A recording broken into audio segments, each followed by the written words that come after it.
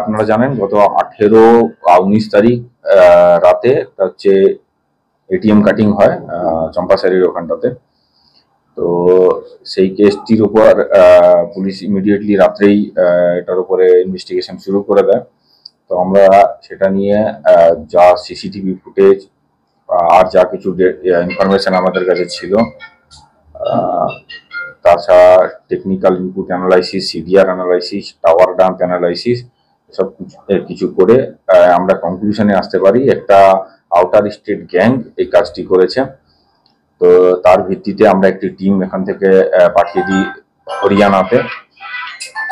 হরিয়ানার নিউ জেলাতে আমরা আইডেন্টিফাই করতে পারি অ্যাকিউজদের, যারা অ্যাকিউজড আছে, যারা এই কাজটি করেছে হরিয়ানার নিউ জেলাতে।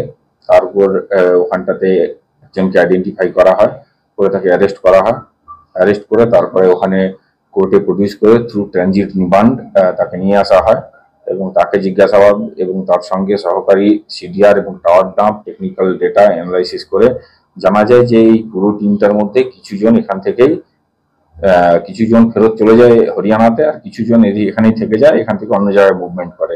সেটা অ্যানালাইসিস করে তার ভিত্তিতে হরিয়ানা নুয়েরই 2 জনকে আরো আজকে গ্রেপ্তার করা হয়। তো সব মিলিয়ে মোট 3 জন গ্রেপ্তার হয় এই কেসে, কেসটি ডিটেক্ট হয় এবং মোট যা অ্যামাউন্ট এখানটাতে গিয়েছিল তার অধিকাংশ, তার অনেকটা অংশ রিকভারি হয়, এই ইয়েতে টাকা রিকভারি হয়েছে। বাকি আজকে কোর্টে ফরওয়ার্ড করা হচ্ছে, তাদেরকে রিমান্ডে নেওয়া হবে ফার্দার ইনভেস্টিগেশন।